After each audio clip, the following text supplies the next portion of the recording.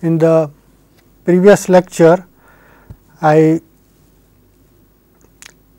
described the calculation for production of a bound state by combining relativistic perturbation theory with a non-relativistic bound state wave function, and the total transition matrix element in that case just turned out to be the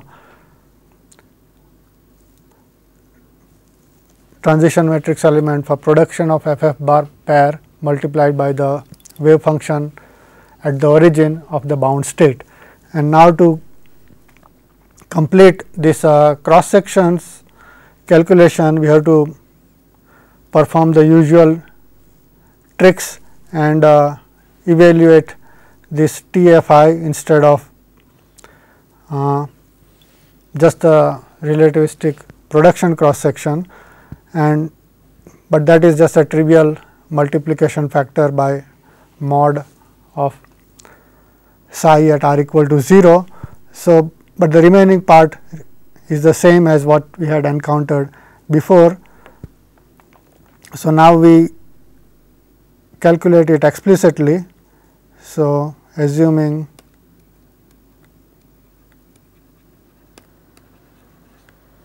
square root of S, which is also equal to the mass of the bound state, which is roughly equal to 2 the mass of the fermion, and we will take this to be much heavier than the electron, and so we can drop the factors of electron mass square compared to the electron momentum square.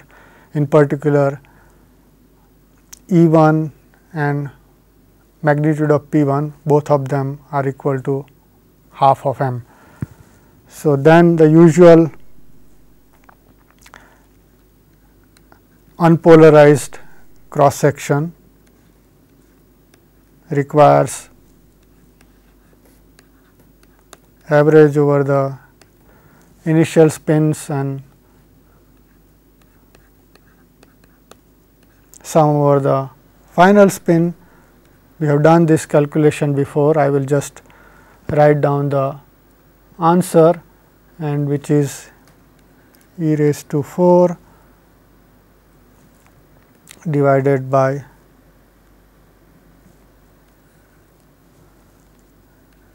two times m e square times m square, and then the whole thing. This is the matrix element for the FF bar production multiplied by psi 0 and its absolute value square, which appears, and this is a result for unpolarized case. And then we can plug it back inside to get sigma unpolarized for E plus E minus going to B. Various factors cancels out, m e square cancels, E1 and P1 are both equal to m by 2, and the factor of e raised to 4 can be converted to alpha square by multiplying by 4 pi square. So, then the result is, counting all the factors of 2's, it is 32 pi cube alpha square divided by m raised to 4 mod psi 0 square remains, and we have the delta function also which remains. So, this is a explicit result for E plus E minus going to an FF bar bound state. In practice, this bound state is not going to be stable. It can decay back into the E plus E minus by reversing the time evolution, or it can decay into some other particles if that is possible as well. So, the actual bound state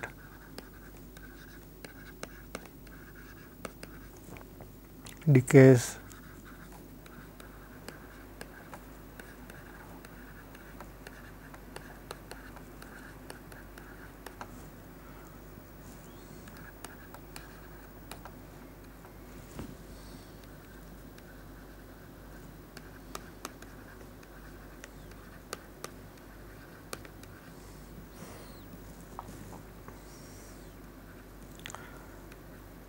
and so the delta function actually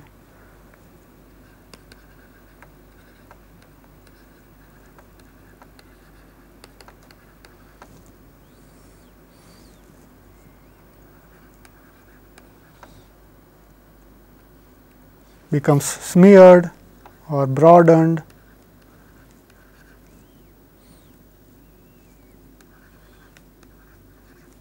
into a resonance peak, and to estimate how much is the broadening, we have to actually calculate the decay probability. But even when the peak broadens, the area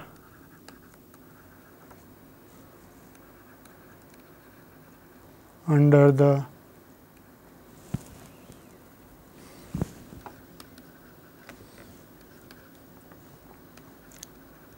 peak is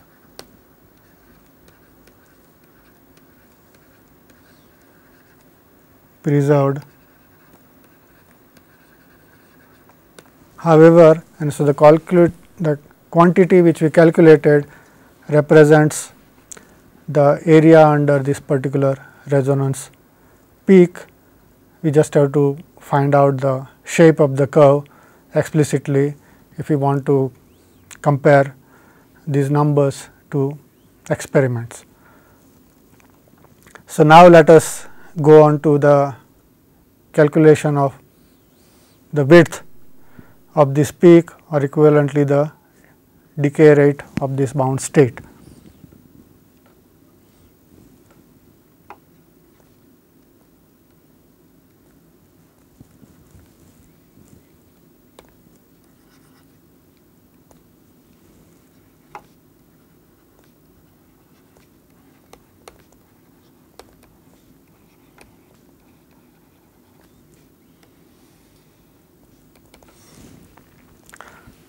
We can easily calculate the decay process, which is thus the inverse of the production process, because for that we have the complete machinery at hand. If there are other routes of decay, we will not be able to calculate with the formalism that has been set up already, and in this simple problem I will ignore that route, or equivalently the bound state decays only into E plus E minus and not into anything else. That is the assumption. So,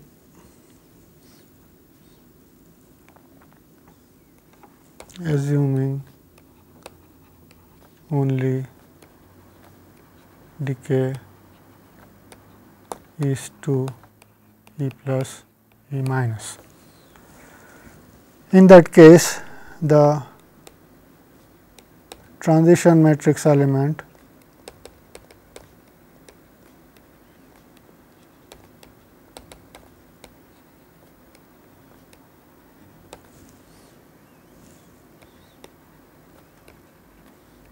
for B going to E plus E minus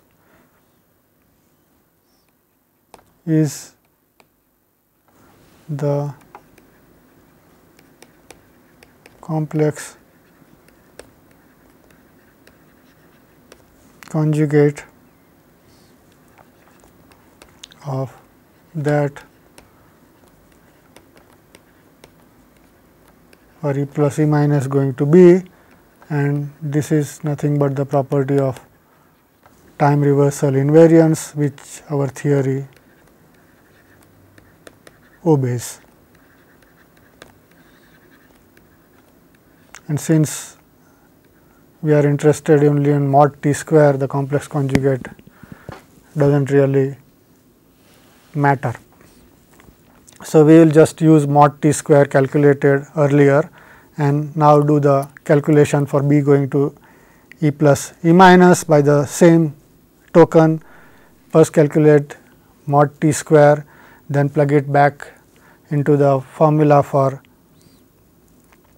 the decay rates by putting in all the delta function and the phase space area and integrating over all the things which are not observed, and that gives the formula for the decay rate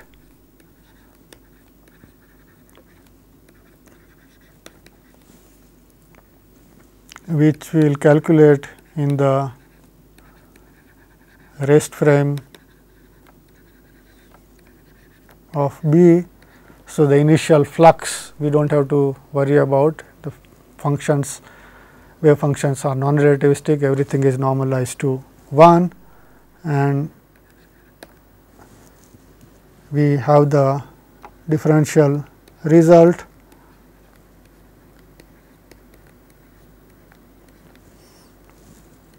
in terms of all the machinery. There is an overall energy momentum conservation,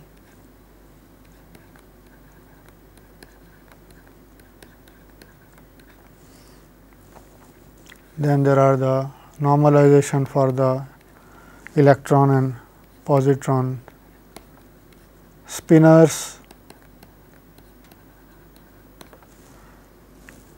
then there is this matrix element square, and then the integrals over the particles in the final state.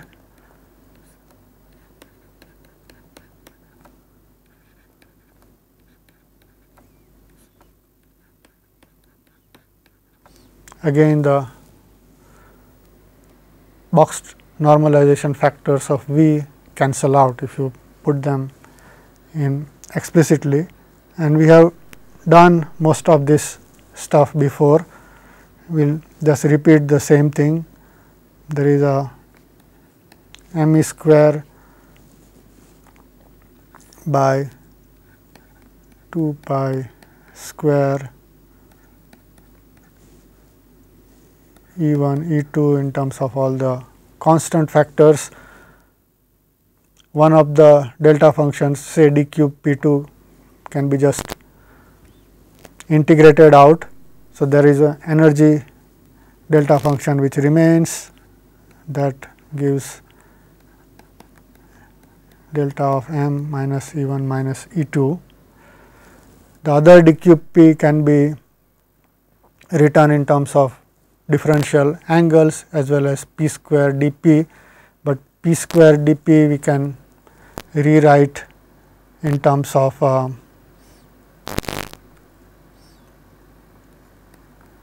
say P 1 E 1 d E 1, because E 1 d E 1 is the same as P 1 d P 1 by the dispersion relation, and then there is the angular d omega, and that takes care of all the phase space factors, and finally, we have the usual T f I square from the matrix element. And now, noting that E 1 and E 2 are equal, they are just each of them m by 2. we can do the delta function integral rather trivially. So, also there is some cancellation of other parts of e's. So, there is only m e square by 4 pi square which remains. Then there is a factor of p 1 divided by 2 times E 2. That comes because E 1 and E 2 are equal. So, the delta function has actually m minus 2 E, and integrating it produces extra 1/2, and then there is T f I square and d omega. So, this is the simplification after doing all the phase space integration. And now to calculate the total rate, well, we will again do the unpolarized case where we will sum over all the possibilities of the E plus E minus directions of spins. So, for the unpolarized case,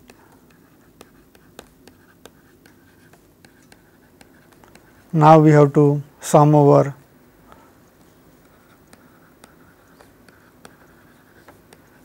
E plus E minus spin directions and average over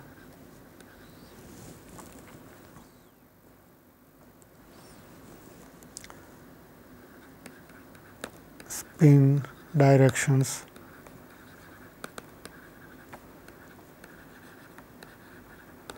of B. And here there is a little difference compared to earlier cases, because B is a S equal to 1 vector particle with 3 spin states corresponding to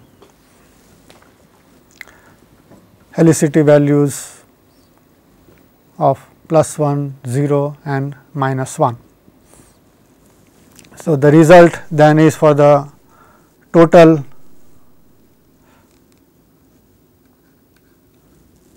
decay width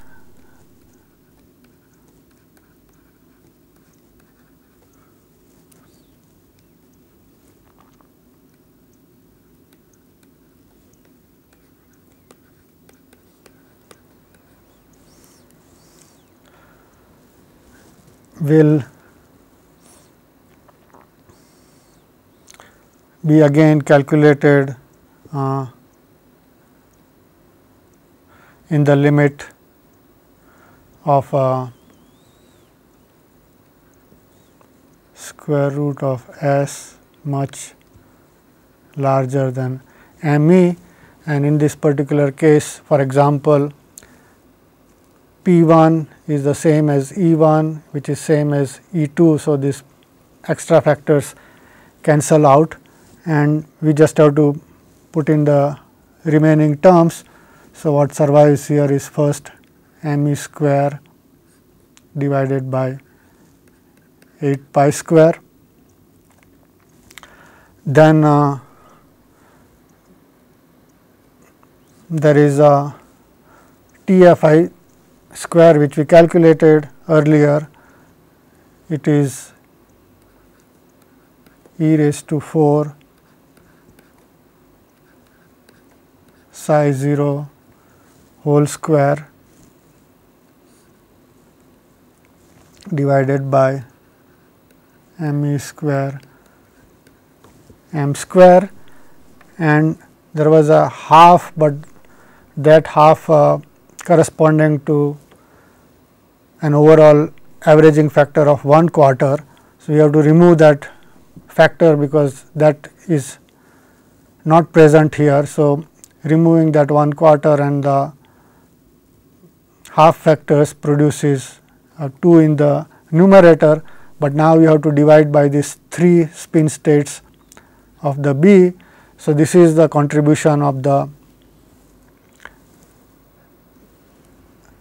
taking care of all the spin indices, and then there is a 4 phi from the angular integral, because nothing in this expression depends on the angle. It is a isotropic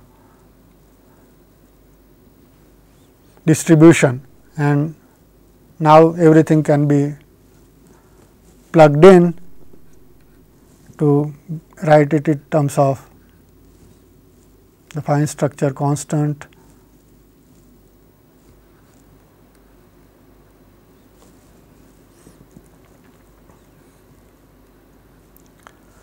(16 pi alpha square by 3) and then mod psi 0 square divided by m square.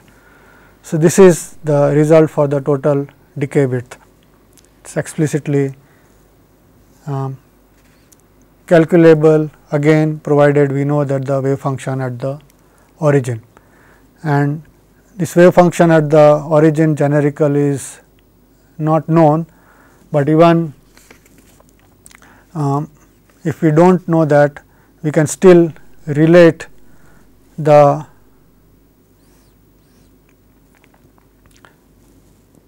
production cross section as well as the decay width, because both of them have this mod psi 0 square and the unknown part will cancel out.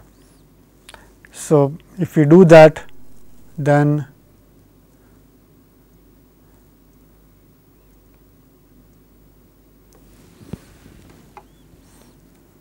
the relation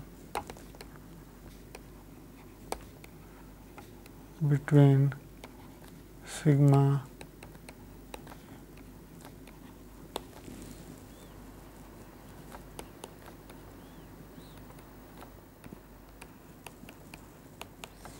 is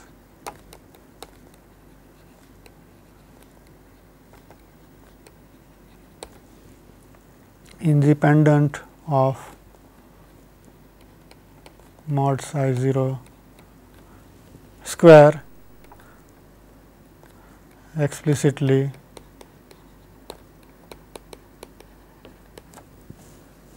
we have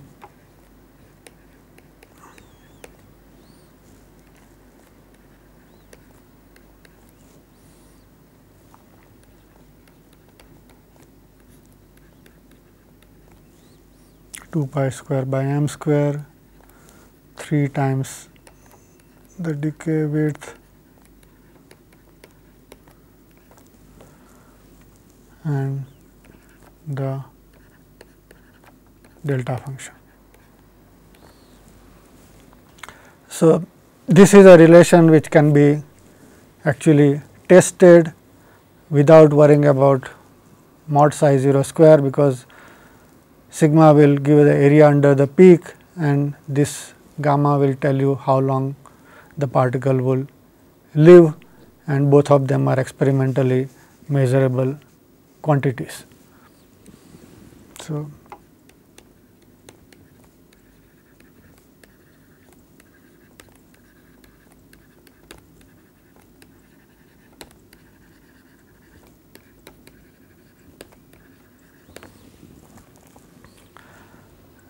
in case of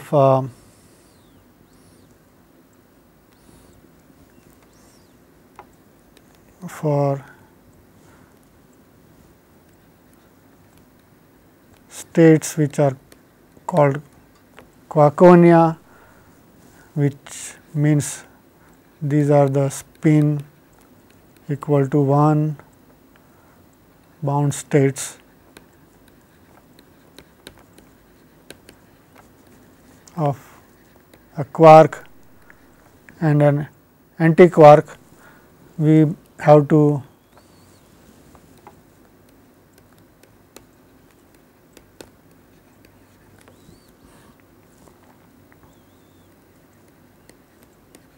include the extra factors which we have not counted here, and those factors are a factor of 3 for the number of colors of the quark and factor of q square for the electrical charge of the quark, which does not have to be the same as the charge of the electron. And also roughly we know the magnitude of mod psi 0 square for these particular states, because the bound states are typically of the size of a Fermi, and if you consider it just like a box normalization, then mod psi 0 square is about inverse of a Fermi cube in this case. So, one has a reasonable idea about what to expect, and that is how many of these processes for production of new quarks were historically searched for. I can also mention one caveat for these decays, which is a consequence of helicity conservation.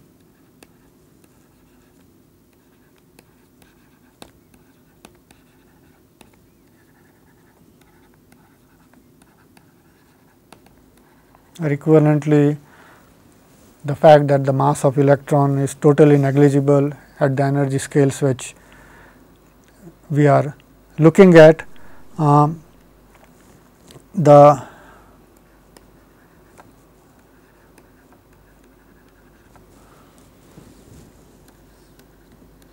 The decay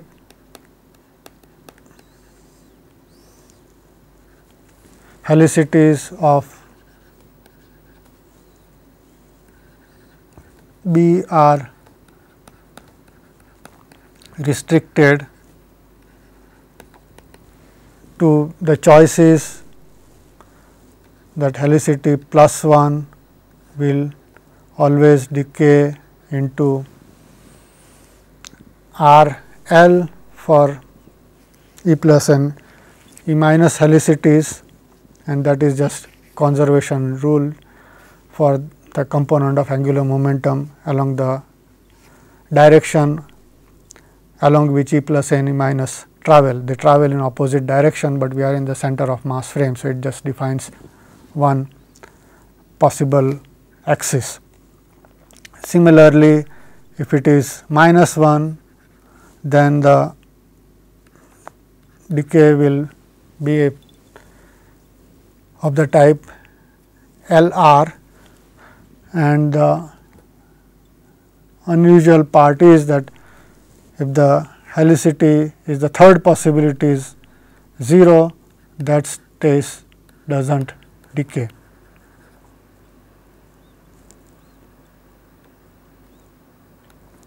Or in other words, the decay rate, if you calculate in full detail, will be suppressed by powers of m divided by E, where m is the mass of the electron and E is the energy of the electron. Equivalently, it will be the ratio of the electron mass to the bound state mass, and that is generally small. So, this is a conservation law which plays its role, that out of the 3 helicities only 2 of them really contribute to the decay. And finally, we can put together various factors to see the experimental signature in terms of a resonance peak. So,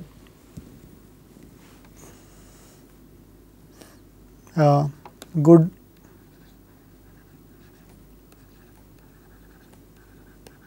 parameterization of the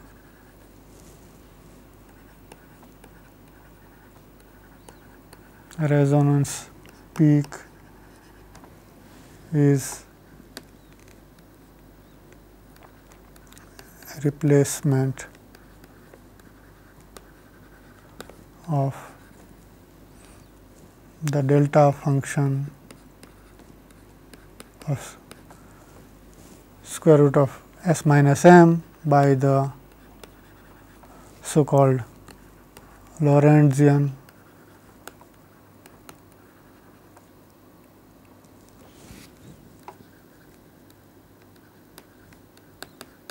Breit-Wigner form, whose algebraic expression is gamma divided by 2 pi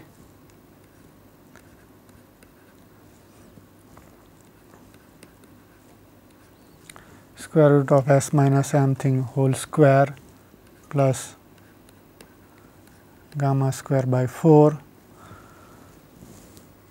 and this particular form is chosen so that the area under this broadened form is the same as the area under the delta function. It is normalized to 1. The center of the peak is at the location of the delta function, but the non-zero value of gamma gives it a width, and the algebraic expression is that of a Lorentzian. And with this structure, one can interpret that the singularity which was at square root of s equal to m producing a delta function now can be labeled as the singularity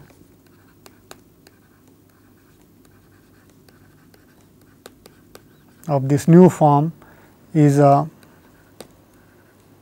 pole in the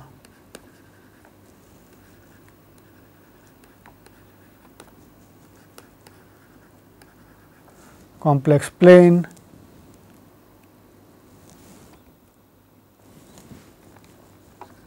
located at root s is characterization of the energy. So, you can write it E is equal to m minus I gamma by 2. A particular sign is picked for the imaginary part, so that the time evolution given by e raised to minus I e t will get a exponentially decaying factor coming from gamma, which is what the decay process should give. So, this is a replacement, and if we now do that, one can see the change in the shape of the peak rather easily, and one can only describe it in terms of 2 parameters. One of them is the height and another is the width. Width is dictated by gamma already, which we have calculated, and the peak height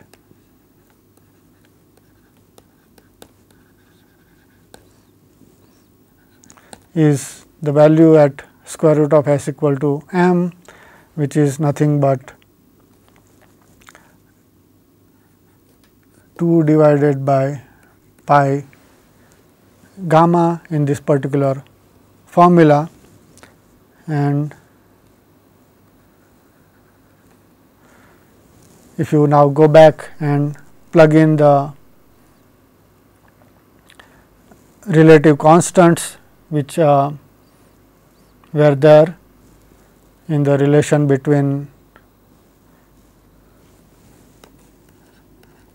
sigma and gamma, basically this formula, we smeared the delta function by this Lorentzian, it became 2 by pi gamma. The product of that with this remaining part just cancels off the value of gamma completely, and we just have a peak value of sigma given in terms of pure constants, and no dependency on the various transition matrix elements. So, peak in sigma E plus E minus going to B has height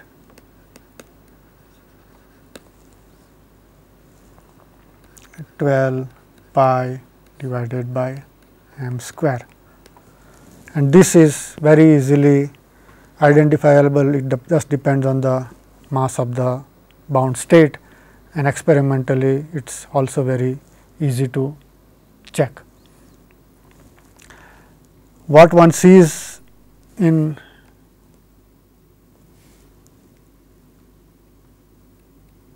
actual experiments is the behavior of the cross section as a function of energy. Actual experimental data would show several peaks corresponding to many different bound states being produced one after the other. They are all radial excitations of the lowest state, and ultimately the cross section would show the asymptotic behavior, which in this particular case is described as 1 over S, as we have calculated above. So,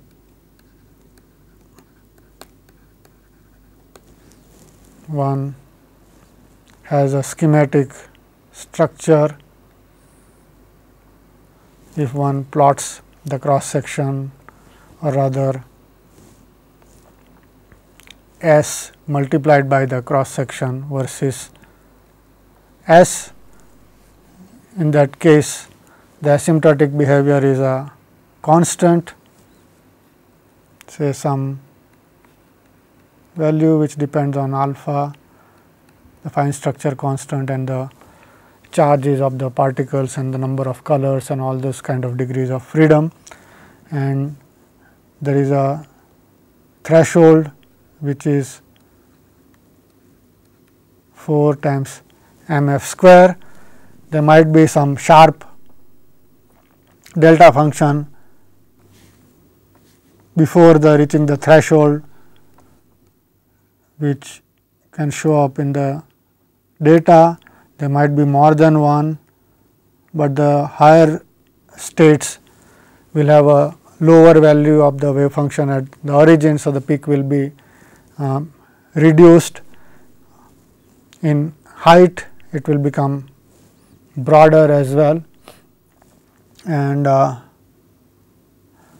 then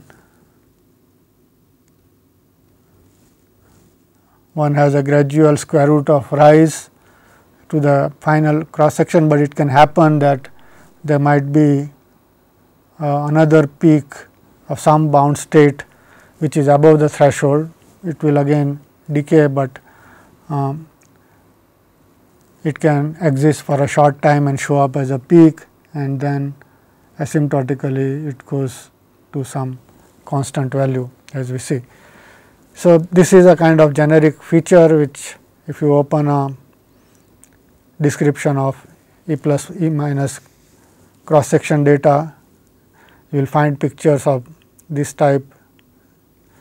Often well known cases are the production of the charmonium states and also the bottomonium or upsilon states.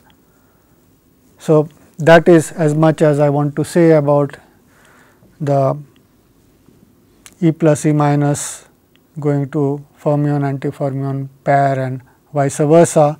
There are many things which can be deduced and verified easily in this particular situation in real experiments.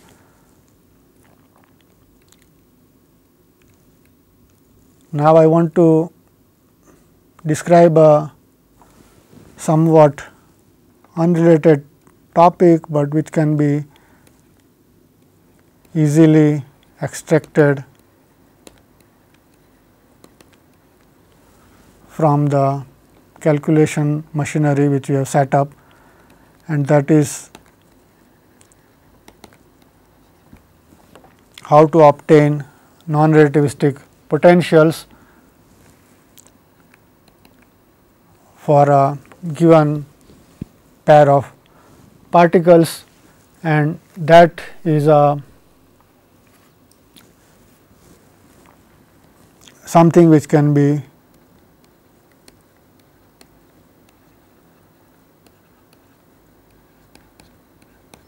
extracted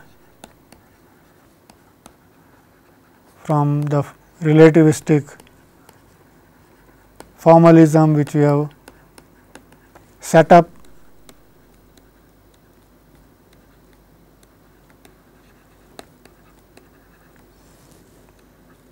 by looking at situations where all the velocities are small and also no pair creation or annihilation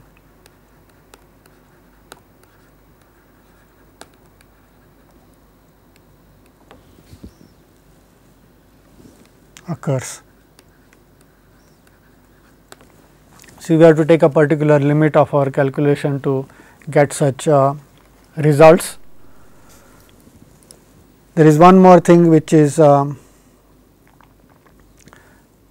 necessarily included in this non-relativistic framework, that the particles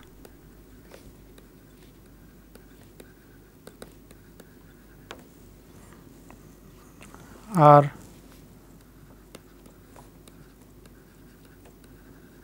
separated over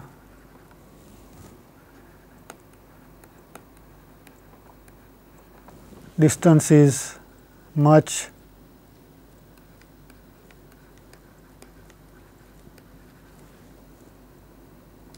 larger than their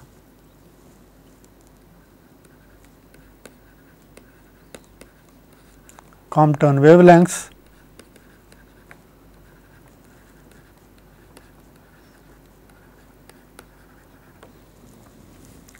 and because of that reason their wave functions do not have much overlap with each other, and so they become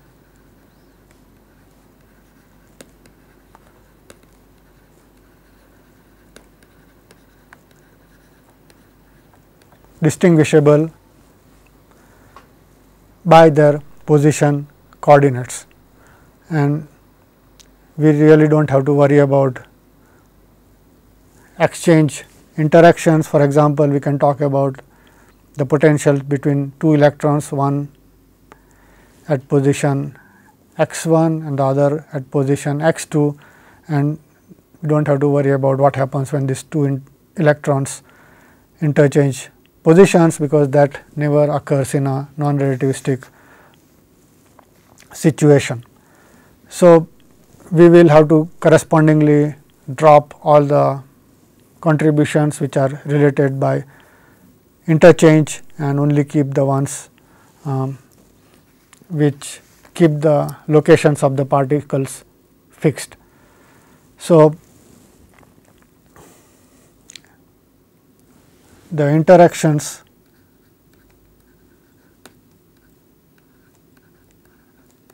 or the potentials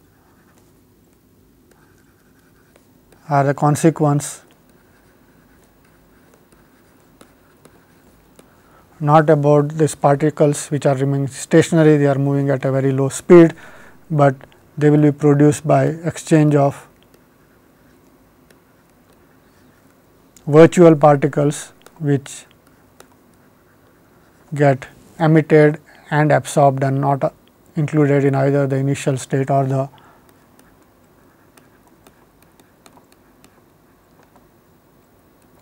final state. So, let us just work out this elementary stuff for the case of interaction between two electrons, and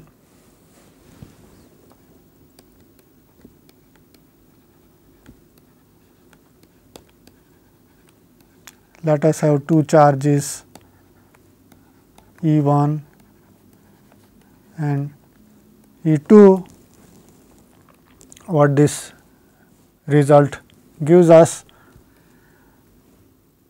Rather simple Feynman diagram. There is P1 going to P3 and P2 going to P4, and in between there is an exchange of a photon which will carry some momentum q, which is fixed by the momentum conservation at the vertices. And we will not include the exchange diagram where P3 and P4 are interchanged, because the locations of these two charge particles are fixed and they do not allow the exchange process where these two legs P3 and P4 are crossed. Okay. So, then we have the well known expression which I have been writing many times, is minus I e for the first particle, then the wave functions u bar 3 gamma mu u1, then there is a photon propagator minus I q square plus I epsilon, and contracted in the Lorentz index with the other vertex or the other side, which is minus I e2 u4 bar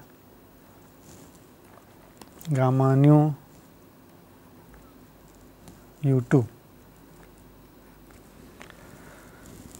And this is the full relativistic result. Now, we have to simplify this by taking the non-relativistic limit.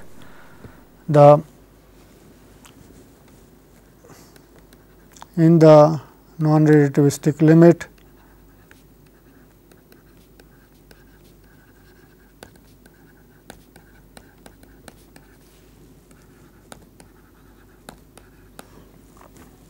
the lower components of u are order p over m, and so negligible compared to the upper components which are order 1. And now, the gamma matrices have the structure that gamma 0 is diagonal and gamma I are off diagonal. So, the dominant contribution comes from gamma 0, which connects the two upper components, both of them are order 1, and the subdominant contribution couples the upper component with the lower component using gamma I, and we will drop that part. So, in this whole expression,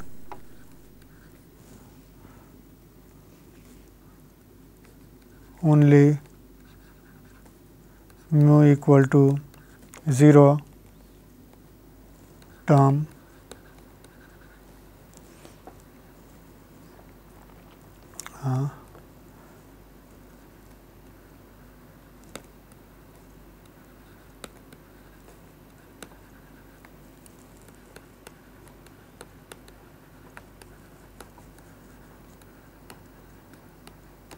so we do not have to sum over these indices. Okay, I should correct these indexes because it is contracted and should not put mu, but it is the same index as on the other side. So, we will need only u bar gamma 0 u, and we already know what that value is by our normalization convention. This object was normalized to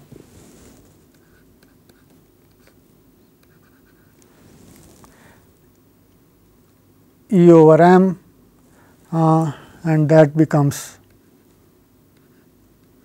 1 in the non-relativistic limit. It is just that non-relativistics had normalized to unity, and we needed this Lorentz contraction factor in going to relativistic case, which we are just dropping again.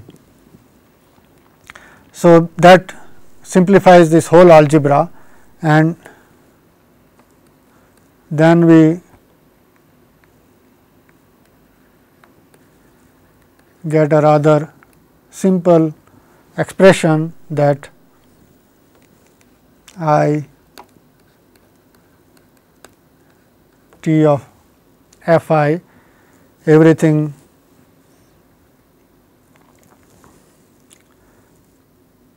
cancels. We have to put some minus I as an overall factor, but all that remains is E 1 E 2 by q square. And now this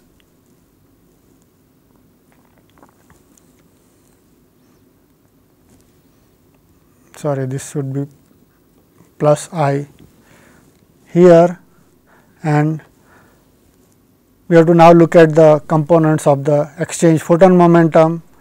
The time component is the energy difference between the electron energy, and the electron energy is the mass plus the next term is p square by 2 m. So, the q, the mass gets cancelled by doing a difference between p 3 and p 1. So, q 0 is order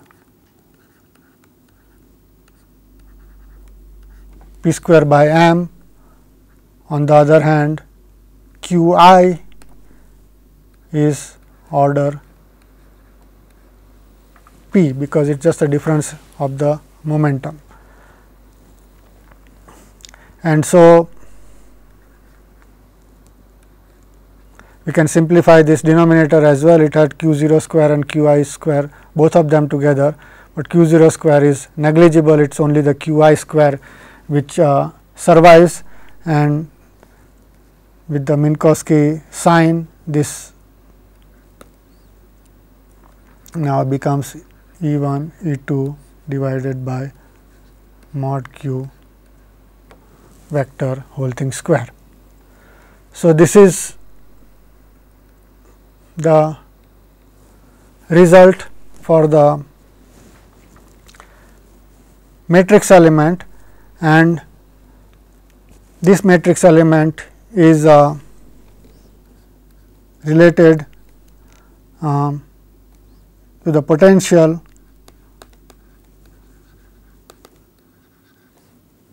is just V is equal to minus T of Fi. The overall sign comes because of the various conventions used, in particular the Lagrangian involves minus V as a particular term, while this T Fi uses the evaluation scheme involving the Hamiltonian, and one just has to check the signs and convince that this is the actual relation, and that then is E1 E2 by q square, and this is in terms of the momentum which is exchanged, and we can go back to the position space by a simple Fourier transform, and one gets the potential in coordinate space as E1 E2 divided by 4 pi r, which is the usual expression for the Coulomb potential. And in more detail, if one can want to calculate to higher order, one can follow the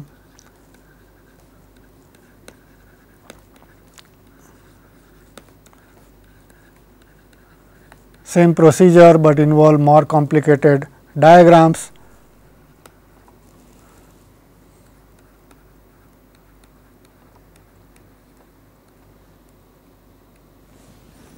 And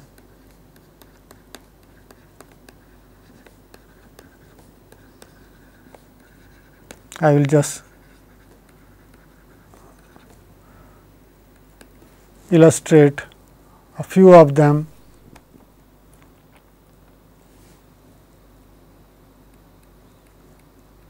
Which are the simplest diagrams which correct this single photon exchange. They are the so called one loop diagrams. One of them is a double photon exchange. So, all of them are one loop, which is like this. Then one can have a cross photon diagram as well, and third possibility is a virtual pair production by the photon and then annihilation, etc. And all these diagrams can be evaluated and converted back by the same non-relativistic scheme to construct the correction to this lowest order Coulomb potential, and in particular those corrections can be found in standard textbooks. And in particular these diagrams are all one loop, and they give contributions which are order alpha square. The Coulomb potential is order alpha. So, this is the next correction to the Coulomb potential.